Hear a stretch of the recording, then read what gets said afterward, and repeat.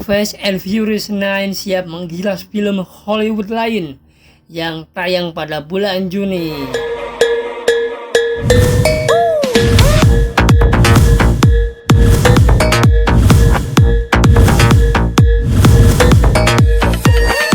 Assalamualaikum warahmatullahi wabarakatuh. Di video sekarang saya akan review tentang film Fast and Furious 9. Film Fast and Furious 9 menjadi salah satu film yang diantisipasi. Seri F9 ini juga memberikan kejutan bahkan saat trailernya rilis, yakni Han Lu yang secara ajaib bangkit dari kematian yang menimpanya saat The Fast and the Furious Tokyo Drive tahun 2006 karena ulah dekat show. Di video review ini mengandung bocoran film Fast and Furious 9.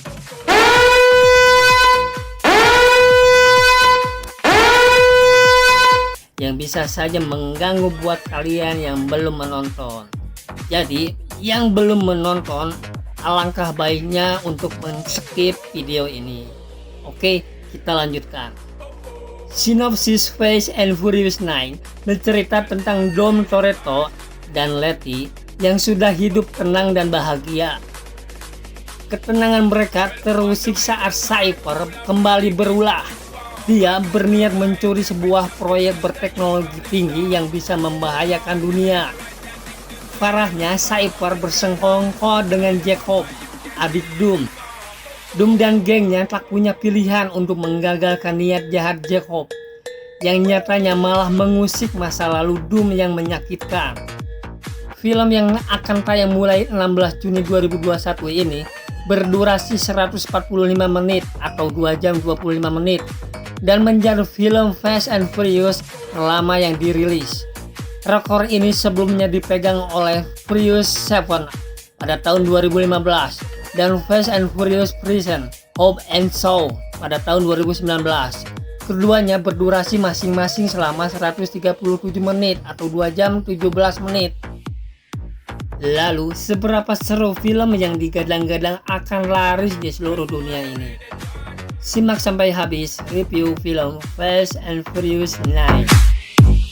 Review yang pertama, film aksi feel good dan penuh hal yang mudah ditebak.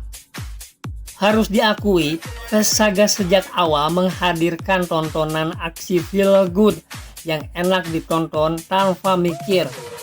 Berawal dari heist movie dan aksi balapan liar yang jadi ajang pamer mobil keren, kini menjelma jadi geng anti-hero yang misinya menyelamatkan dunia, bahkan beyond the universe. Pada film Fast and Furious 9 ini jadi film pertama dalam saga yang menjadi antagonis, sama persis dengan pendahulunya pada The Fast of the Furious atau Fast 8 pada tahun 2017. Ada Cypher yang lagi-lagi kehadirannya ingin menguasai dunia, yang saat itu memicu perang dunia ketiga. Kini, Cypher jadi dalang di balik pencurian alat teknologi yang bisa bikin semua negara bertekuk lutut. Treatment pengkhianatan seakan jadi formula Fast Saga. Hal itu juga kembali ditonjolkan di F9 yang lagi-lagi atas nama keluarga. Maka dari itu, jika kamu tidak menemukan hal istimewa dalam film ini, enggak perlu kecewa karena memang itulah adanya. Atau siap-siap kecewa karena ada plot yang agak kacau, melodramatis, dan cheesy. Namun itulah yang ditawarkan franchise Fast and Furious termasuk F9 ini yang mungkin bisa bikin emosimu terpacu sejak awal. Secara garis besar, ceritanya tak ada yang istimewa, bahkan cukup familiar dalam film-film lain. Banyak hal mudah ditebak sejak awal karena formulanya itu-itu saja. Satu hal yang pasti, nikmati saja tanpa perlu hadirkan logika, terutama saat adegan pergi keluar angkasa. Review yang kedua adalah humor yang dipaksakan. Tak ayal, sosok Raymond dan Tej dari bumbu komedi Fast Saga, saya justru lebih menantikan dialog keduanya dibandingkan mengikuti drama adik kakak Toretto. Adegan enggak masuk akal yang dimasukkan Raymond dan Craig bisa bikin ketawa tipis dibandingkan karakter lain yang melucu tetapi memaksa. Contohnya ketika Otto dan Cyber yang melucu dengan humor Star Wars-nya, atau Trivesin, Winky, dan si teknisi yang bikin mobil bertenaga jet. Ketiganya cukup mencairkan suasana meski singkat. Sebagian humor yang hadir di film balapan ini juga bisa tertebak meski sama-sama hadirkan efek feel good yang mirip dengan Hobbs and Shaw pada tahun 2019. Humor film ini agak memaksakan. Review yang ketiga adalah post credit yang lebih bikin penasaran dibandingkan film utamanya. Dibandingkan dengan cerita utamanya, saya cukup antusias ketika nonton adegan post credit film Fast and the Furious 9. Adegan tersebut menampilkan Deckard Shaw and Han hanya beberapa detik. Adegan ini cukup bikin penonton penasaran. Justin Lin cukup tertarik hadirkan pertemuan Shaw and Han, mengingat keduanya merupakan rival abadi.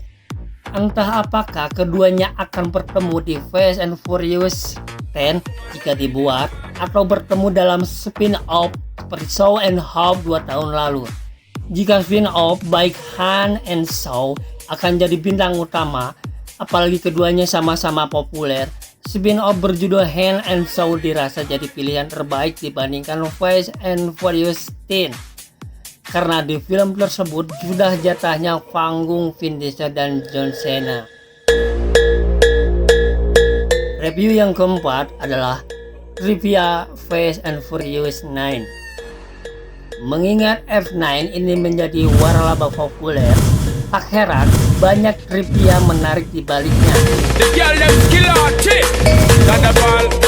Yang pertama adalah film Fast and the Furious pertama sejak Fast 4 pada tahun 2009 yang tidak menampilkan Luke Hobbs atau Dwayne Johnson. Johnson keluar karena jadwal yang tidak pas. Selain jadwal, alasan Hobbs tidak ada di Fast and Furious 9 adalah konflik dengan Tyrese Gibson. 2. Tyrese Gibson mengumumkan pada 1 November tahun 2017 bahwa dia tidak akan berada di film ini jika Dwayne The Rock Johnson ada di dalamnya. Keduanya tidak akur dan Gibson menolak adu akting dengannya. Namun ketika Johnson mengumumkan bahwa dia tidak akan hadir di film ini, Gibson dipastikan hadir. 3. Selain F9, John Cena dan Michael Rooker juga muncul di film DC, film The Suicide Squad yang akan dirilis tahun ini. 4. Kembalinya Jordana Brewster atau Mia Toretto. Dia terakhir muncul di Furious 7 pada tahun 2015. Suami Mia, Brian O'Connor atau Paul Walker, tidak akan muncul karena kematian Walker pada tahun 2013. 5. Dalam trailer, Blue mengendari mobil Dodge Charger SRT Hellcat Wide Body 2020. Mesin V8 6.2 liternya menghasilkan 707 tenaga kuda dan torsi 650 pound kaki. Kamu bisa lihat aksinya di awal film. Nah, itu review tentang film Fast and the Furious 9. Film Fast and the Furious 9 tak lebih baik dari pendahulunya. Meski begitu, menurut saya yang terbaik adalah Furious 7 pada tahun 2015. Namun, bukan berarti film ini tak layak tonton. Aksi kejar-kejaran yang menghancurkan ratusan mobil di jalanan jadi tontonan yang menarik disaksikan. Buktinya, film ini telah dirilis duluan di beberapa negara, di antaranya Mesir, Hong Kong, Korea Selatan, Rusia, Uni Emirat Arab, dan Tiongkok. Walau baru dirilis di 6 negara, F9 ternyata telah berhasil mengalahkan rekor box office-nya Godzilla vs Kong pada tahun 2021. Nah, bagi teman-teman yang sudah nonton Fast and Furious 9 ini, bagikan komentar di kolom komentar ini. like jika suka untuk review ini, atau dislike untuk review ini.